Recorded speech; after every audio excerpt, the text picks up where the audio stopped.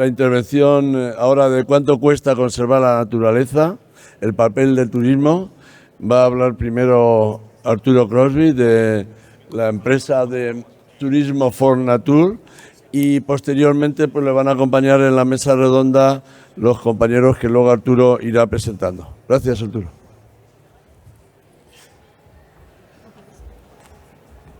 Bueno, vamos a hacer la última presentación de esta feria de este año. Contento por ser los últimos, que es igual que ser los primeros, pero en orden inverso.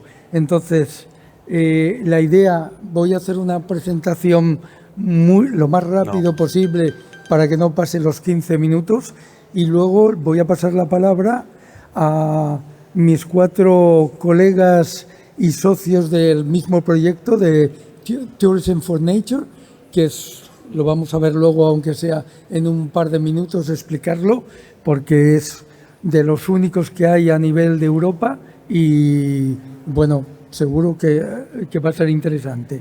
Entonces, no voy a hablar mucho más, voy directo al tema. Por supuesto, encantadísimo de que nos hagáis preguntas, porque eso significa que por lo menos el tema despierta interés. Bueno, lo primero, cuando hablamos de la importancia de la conservación de la naturaleza, pues hay que aclarar una cosa. Todo esto depende del valor que le demos a la naturaleza. Esa es la clave y donde el turismo puede jugar un papel muy importante, porque si bien es cierto que la naturaleza por sí tiene un valor intrínseco que es indiscutible, vivimos en una sociedad de mercado y todo lo que no se puede cuantificar económicamente no tiene valor. Y algo que no tiene valor, obviamente, no tiene interés por conservarlo. Y esta es la clave donde el turismo entra, afortunadamente, en el lado positivo. Más o menos, estos son los 2 ejes temáticos que voy a tratar muy rápidamente y es, de alguna manera, el beneficio que aporta la naturaleza a un destino o a un territorio. A mitad de octubre estaba en una conferencia en Barcelona, en el Global Ecotourism Forum, y me pidieron a ver si podía dar datos que apoyasen este tema. Estuve buscando, estuve preguntando por todos los sitios y no hay ni un solo dato, pero ni uno. Con lo cual, pues con mi empleado fiel y súper barato, hay que decirlo, ChatGPT, le tuve que enseñar mucho hasta que me diera las respuestas que yo quería. Hice una simulación y luego hice una prueba real con un municipio y curiosamente dio el mismo resultado, con lo cual ni me equivoqué yo, ni ChatGPT tampoco se equivocó. Bueno, le estuve guiando en todo el rato. Y luego el otro tema es que para poder lograr esto tenemos que aplicar un modelo de gestión que ahora está de moda, la sostenibilidad, pero vamos a tratar de dar pinceladas para que se entienda nada más. Entonces, lo primero es, cuando hablamos de naturaleza, hay muchas zonas que se necesitan regenerar y esto lo utilizo para conseguir un dato. Hay 2 ejemplos en Italia, que es en Sicilia y en Emilia-Romagna, donde se ha calculado el retorno de la inversión cuando se hace, en este caso, en zonas húmedas, en humedales. En Sicilia el retorno de la inversión es 5, en Emilia-Romagna 9. Significa que si se invierte 1 millón de euros en la restauración de un ecosistema, el retorno económico es 5 millones. O en la otra zona, si se invierte 1 millón, el retorno es 9 millones. Con lo cual, bueno, creo que las cifras hablan por sí solas. Me voy a ir saltando cosas para intentar de no pasarme de tiempo. Esta es la simulación que estuve haciendo, intentando hacer un escenario favorable, obviamente, no voy a poner unos datos que fueran lo más desastrosos posibles, porque luego cuando lo hice con un municipio real, el porcentaje de ocupación y los precios correspondían bastante. Como veréis, si la ocupación promedio en España, bueno, casi toda Europa más o menos anda entre un 30-35%, yo aquí lo subí un poco más, porque en las zonas donde estuve viendo que hay parques nacionales o parques naturales, la ocupación promedio es mucho más alta que el 30%. Y este es el dato que estuve comprobando exactamente con el municipio de Bielsa. Bielsa está en la provincia de Huesca y vive prácticamente a nivel turístico esencialmente del Parque Nacional de Ordesa y Monteperdido. Bueno, con los datos reales que pude sacar y demás, el resultado final fue increíble. Puede generarse, gracias al Parque Nacional, hasta 25 millones de euros al año. Creo que es una cifra bastante considerable, 25 millones de euros por un año. Si el Parque Nacional se deteriora o dejase de existir, ese municipio perdería más de 20 millones de euros. Prácticamente desaparecería del mapa turístico y seguramente de cualquier otro. Bueno, y entrando en el tema, todo esto, si no tiene una proyección a futuro, no tiene sentido. Y la proyección a futuro se hace a través de un modelo de turismo sostenible. Aquí dejo nada más que una frase. Para mí, el turismo sostenible no existe, absolutamente, y pongo coma, espacio, no existe como producto. Lo que sí existe es un modelo de gestión basado en la sostenibilidad, es decir, teniendo en cuenta que nuestros recursos son finitos y que si no sabemos gestionarlos eficientemente, bien se agotan o se deterioran perdiendo calidad turística por la pérdida de la calidad ambiental. Digamos, el por qué se necesita hacer sostenibilidad. Bueno, primero, porque la demanda, lo entienda o no lo entienda, exige sostenibilidad. Yo creo, sinceramente, que la gran parte de la demanda no lo entiende. Como mucha gente no entiende qué es la sostenibilidad, pero nadie se atrevería a decirlo en público, ¿no? Por otra parte, la sostenibilidad implica competitividad y rentabilidad. Y, por supuesto, es garantizar el futuro del propio negocio turístico. Lo que comentaba, que la sostenibilidad se basa en que nuestros recursos son finitos. Si un pozo de agua sacamos más agua de la que ingresa, nos quedamos sin pozo. Pues esto es básicamente lo mismo. Ahora bien,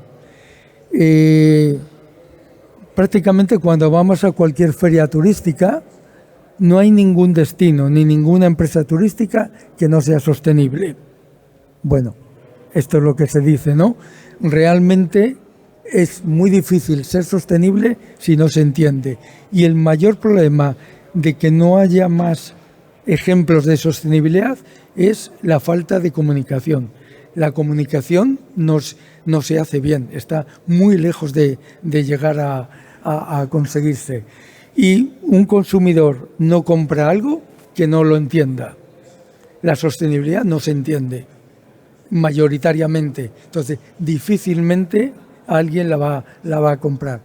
Y uno de las claves de la sostenibilidad es la comunicación, y la comunicación se basa en despertar emociones.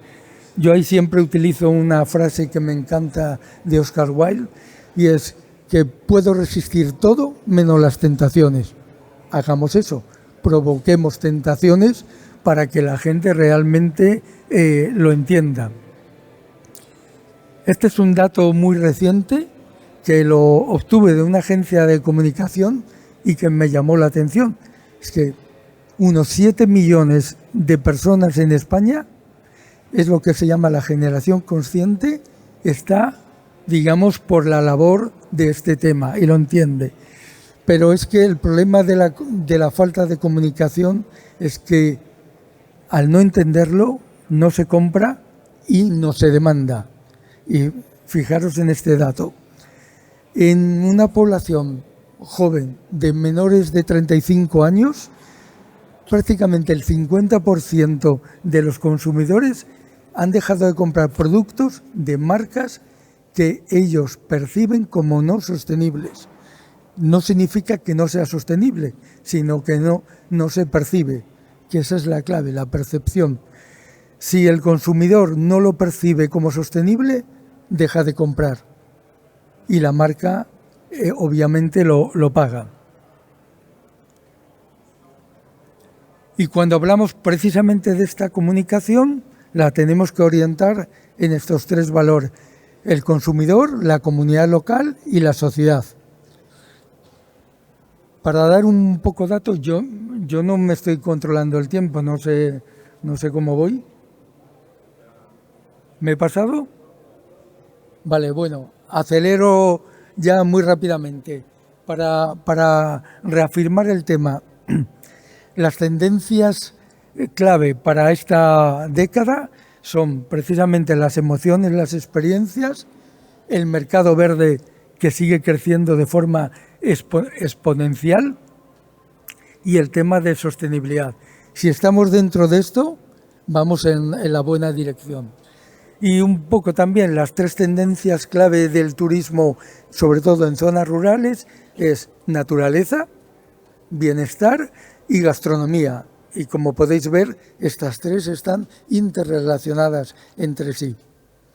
Entonces ya simplemente termino para decir que cuando decimos que no se entiende la sostenibilidad es porque si uno va, por ejemplo, a un hotel y le cuentas que es sostenible porque está poniendo placas solares o porque está reduciendo el consumo de agua o empieza a darle los 40 indicadores de sostenibilidad, cualquier consumidor a los 2 minutos desconecta y ya no quiere saber nada porque se aburre.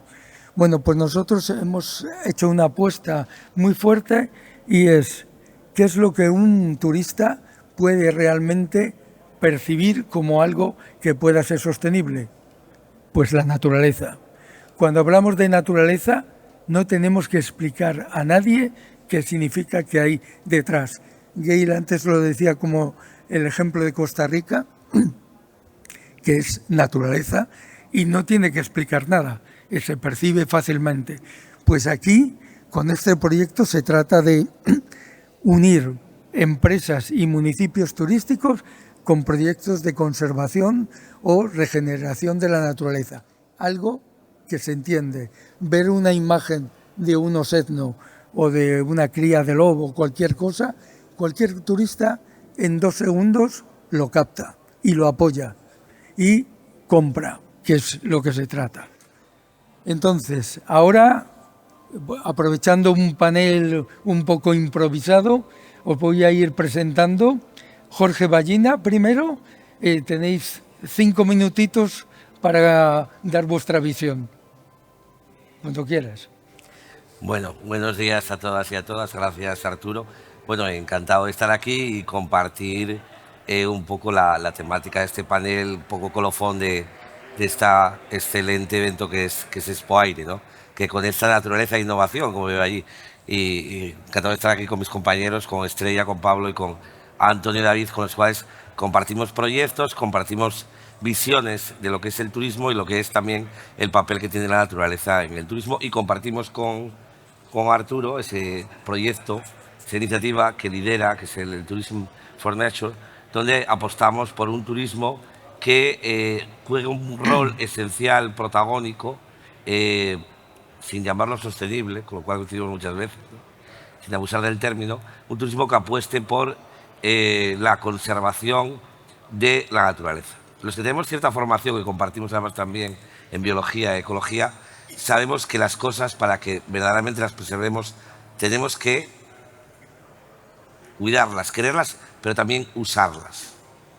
el uso sostenible de los espacios naturales es esencial y es clave en el papel que deben de jugar los espacios naturales para brindarnos de servicios ecosistémicos que son difíciles, pero no tan difíciles de cuantificar, y donde el uso sostenible, turístico, de los espacios naturales y las áreas protegidas cobra un rol esencial y protagónico en esta parte.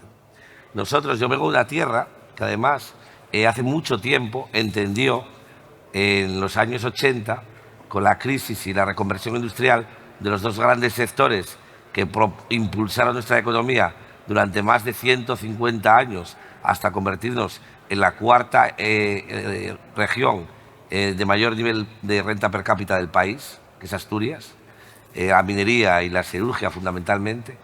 Cuando llegó los años 80 y hubo que empezar a cerrar minas, a cerrar fábricas y este tipo de cosas, miramos a lo que teníamos alrededor y a nuestro verdadero tesoro, que era la naturaleza y más en concreto la ruraleza. De ahí que el 65% de nuestro territorio hoy en día no solo es que está protegido, sino que es reserva de la biosfera. Tenemos 7 reservas de la biosfera en una comunidad autónoma muy chiquita que todos ustedes conocen, y donde el rol del desarrollo turístico, de una gestión sostenible, como muy bien ha apuntado Arturo en su exposición, es esencial en la conservación de los ecosistemas más valiosos de toda la cordillera cantábrica y de las especies más icónicas de la fauna española, como es el oso pardo cantábrico, el lobo ibérico o el rebeco cantábrico, entre otras muchas otras. Y sin desmerecer, por supuesto, las maravillas de los espacios naturales que orlan Andalucía y todo el país, cada uno con sus valores. El Parque Nacional de la Montaña de Covadonga fue el segundo parque nacional declarado en el mundo, en 1918. No saben que el primero fue Yellowstone, el del oso yo. Y ahí ya comenzamos una larga trayectoria de apostar, y lo digamos en nuestro ADN, porque la apreciación, la conservación y el uso sostenible de las áreas protegidas es esencial para su preservación, siempre con criterios clave de entender la dinámica y el funcionamiento de los ecosistemas, algo que también es esencial y me gustaría reivindicar aquí, que es el papel del paisano, de la paisana, del aldeano, de la aldeana que vive y habita en esos espacios naturales, que todos están habitados, y que ha contribuido con un manejo sostenible de los recursos a que han llegado hasta nuestros días, generando un mosaico de ecosistemas, un mosaico de paisajes, unas vistas y una fauna y una biodiversidad vegetal y florística absolutamente asombrosa, que hoy podemos convertir en un recurso turístico, económico y que genere resiliencia y sostenibilidad en el territorio, generando un impacto social positivo, dejando una huella ambiental positiva en el territorio y sobre todo también desde unos criterios clave que para mí son más éticos que cualquier otra cosa, que es apostar por conservar nuestra casa, nuestro ICOS. De ahí viene la palabra ecología. La ecología es la ciencia que nos ayuda a entender y a comprender cómo funciona nuestra casa, que es el planeta y que en particular son las áreas protegidas. Como humanos, y cierro con esto para dar paso a mis compañeros de mesa, no nacimos en un departamento o en un piso en una ciudad, nacimos en pueblos, o venimos de pueblos y de espacios naturales que debemos de conservar, y el rol que tiene una gestión turística sostenible y la divulgación sostenible de los valores de la naturaleza es esencial para contribuir a su regeneración, pero sobre todo a su preservación para las generaciones futuras. Gracias. 5 minutos. Buenos días a todos. Gracias, Jorge. Gracias, Pablo. Gracias, Estrella. Gracias, Arturo. Bueno, pues yo le voy a dar un poquito la vuelta a la tortilla, qué es conservar la naturaleza y cómo trabajamos desde la empresa que dirijo, ProArte, en ello. ProArte es una empresa dedicada a la señalización y equipamiento de entornos naturales, y lo que hacemos es que cada territorio sea más claro, cómodo y sobre todo respetuoso y sostenible con el entorno. Trabajamos en 3 ámbitos, que es la señalización, el equipamiento y sobre todo la tecnología, que ahora profundizaré más en los datos que necesitamos para saber lo que cuesta preservar la naturaleza. Dentro de tecnología contamos con CRM turístico, sensórica IoT, plataformas, etc. Lo que intentamos con la señalización o el equipamiento mobiliario para que pueda ser sostenible es que la señalización funcione en el plano físico, pero sobre todo en el plano digital, o sea, forma digital. Un problema que tiene la administración pública es que invierte en equipamiento, en señalización, en mobiliario, en infraestructuras, pero no tenemos métricas, no sabemos qué pasa con esa infraestructura que hemos creado. Invertimos muchos millones de euros en infraestructuras, pero no sabemos qué está pasando. Hasta ahora. Ahora sabemos que se está utilizando mucho sensórica IoT, sensores no invasivos, analíticas de uso. ¿Para qué necesitamos estos sensóricas? Para poder justificar las inversiones y poder planificar mejor las próximas infraestructuras que vayamos a ejecutar. Este es un dato que a mí me llama la atención, ¿vale? Es un dato oficial de Aragón. En los últimos 10 años, mira lo que ha generado el turismo, la señalización, el equipamiento en infraestructuras públicas. 160 millones de euros anuales. Sostiene 3.300 puestos de trabajo, directos e indirectos. Por cada euro que invierten, se recuperan 17. Imaginar lo importante que es mantener los espacios naturales. Esta es otra estadística. Cada 1.000 senderistas generan más de 25.000 euros en impacto económico. Se recupera 1 millón de euros con cada 40.000 o 50.000 visitantes. Pero aquí voy a profundizar algo más cuando hablamos de sostenibilidad. No solo es el impacto económico lo que tenemos que mirar, también estamos mirando el impacto social.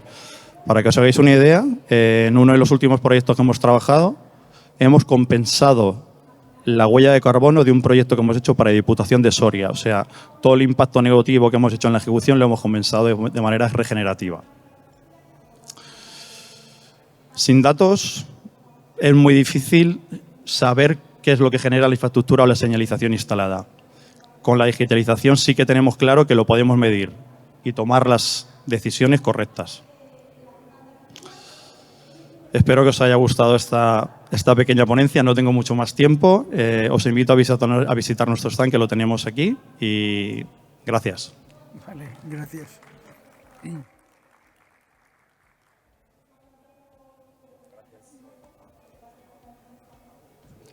Gracias, Arturo. Gracias, compañeros de mesa y asistentes. Bueno, a mí me gustaría rescatar algunas de las reflexiones que he tenido la ocasión de recoger en la última ponencia que ha habido aquí con nuestra compañera costarricense y lo que han dicho o han planteado nuestros compañeros, ¿no? En primer lugar, lo hablábamos ayer por la tarde, ¿verdad, Arturo? El tema de, bueno, tú ya llevas con este discurso, lo has estado trabajando durante mucho tiempo y lo tienes muy interiorizado, pero es verdad que la naturaleza es un término que se estaba, no digo perdiendo, pero yo cada vez oí hablar menos de naturaleza, ¿no? Se habla mucho de ambiental, que también desplazado por el concepto de sostenibilidad, y sostenibilidad genera mucho, bueno, no digo controversia incluso, genera controversia porque hay quien es pro sostenibilidad y hay quien va en contra de la sostenibilidad de forma racional o irracional, o de forma voluntaria o involuntaria, pero la sostenibilidad, que puede ser económica, social, ambiental, ha estado desplazando estos términos, ¿no? En lo medioambiental, lo ambiental prevalece o permanece también, pero la naturaleza es cierto que, salvo cuando hablamos, por lo menos es mi experiencia, yo os cuento lo que yo veo. Cuando hablamos con niños y demás, a lo mejor sí que hablamos de naturaleza, pero yo en el ámbito profesional se utiliza muy poco la palabra naturaleza y lo natural. Se habla mucho más, quizá porque ahora lo que vivimos es lo antropizado, ¿no? La antropización, la intervención humana. Y es verdad que es un concepto que no genera dudas. Quien habla de naturaleza no cabe pensar en otra cosa que no sea el entorno que nos rodea, ¿no? Inalterado, o a veces alterado, con lo cual dejaría de ser natural. Entonces, a mí me gusta la defensa del concepto naturaleza que hace Arturo, creo que está muy bien fundada, y los valores que Tourists for Nature, que ya solo con el nombre se puede ver representado, creo que son muy certeros y que están alineados con las personas que estamos aquí representando nuestras entidades, ¿no? Otro de las reflexiones de la compañera, y ha habido una pregunta, ¿no?, a colación, era sobre la conservación y la gestión de espacios naturales, ¿no?, sobre el cobrar en entrar en espacios naturales. Y en Costa Rica nos han expuesto que se cobra por entrar. Bien, aquí en España, yo pienso, por ejemplo, hemos estado trabajando en Cabañeros, el segundo parque menos visitado de España después de Garajonay y el menos visitado peninsular. Y claro, piensas que si ya tiene una limitación, también quizá por las prácticas conservacionistas de los directores del parque y en concreto ese parque pues es de los más restringidos, ¿no? Digamos. Incluso, bueno, también se podría comparar con otros espacios naturales protegidos, como Doñana, pero que reciben muchísimos más visitantes. Claro, si limitamos o ponemos una traba a que, mediante un cobro de una luego hablaré de tasa turística rápidamente, ¿no? Pero de una entrada al parque, decimos, bueno, ¿en qué se va a quedar este parque, no? Y ahí tenemos que medir un poco entre la limitación, lo que es disfrutar de entornos que realmente son naturales, son naturaleza, porque gracias a esas figuras de protección se mantienen como tal, y su aprovechamiento. Y entonces aquí pues cabe el planteamiento de decir, oye, bueno, pues que sea gratuito para sesiones de educación ambiental o para sesiones formativas de conservación, pero que el turista pague, porque hace un uso que es lícito, por supuesto, y que debería ser abierto, pero también eso chocaría con la democratización, ¿no? De decir, cualquiera debe tener acceso a un espacio natural. Entonces, aquí hay una controversia también, un planteamiento que es digno de plantear y replantearse y ver cómo se podría gestionar. Hablo de tasa turística también porque a mí una práctica que me gustó mucho, que ya está muy extendida, pero por ejemplo en Polinesia Francesa, tú cuando vas a un resort o a un alojamiento, tuve la ocasión de ir de mi luna de miel, por ejemplo. No voy todos los días, ni todos los años, ni cada 10 años, ¿no? Desafortunadamente. Pero allí en Lagún, en Bora Bora, que es la laguna que rodea a todos esos complejos, y también hay complejos que rodean la laguna, será el espacio intermedio que en teoría se mantiene o se mantenía inalterado, pero que ahora está alterado, pues tú ves en qué se invierte. La tasa turística que dejas en el resort, sabes en qué proyectos se invierte. Y te lo explican. Y ahí, no porque pongamos un panel aquí como el Plané, ¿no? Es decir, oye, se ha invertido y te gastas más en el panel que la inversión que se hace. No, allí te explicaban bien el proyecto y sabías los euros que iban destinados del pago, que no es reducido, obviamente, del alojamiento allí, pero sabías en qué se reinvertía, ¿no? Y ahí entra el concepto del turismo, economía y prácticas regenerativas. Es decir, bueno, por lo menos ahora estamos en una situación de buscamos sostenibilidad y estamos entre la sostenibilidad y la regeneración frente a una economía y un turismo degenerativo que hemos tenido siempre. Entonces, ¿hasta qué punto estamos de acuerdo, estamos dispuestos a pagar por disfrutar de estos espacios? ¿En qué medida deberíamos estar obligados a hacerlo? Al final, muchas veces esto se podría leer como una sanción, ¿no? Y las sanciones muchas veces es lo único que han funcionado en términos de sostenibilidad. Y para buen ejemplo, para mostrar motor, las empresas, yo represento a una empresa que vive de la sostenibilidad, entre otras cosas, pero también tiene que cumplir con la sostenibilidad. Y, bueno, pues nos dedica tiempo, recursos, y las empresas que no viven de la sostenibilidad se suman al carro cuando no les queda otra, salvo algunas que sí que apuestan por ello. Entonces, aquí abro un melón que sería inmenso y paso la palabra a mi compañera Estrella. Perdonad que me he extendido quizá un poco, pero esas son las reflexiones.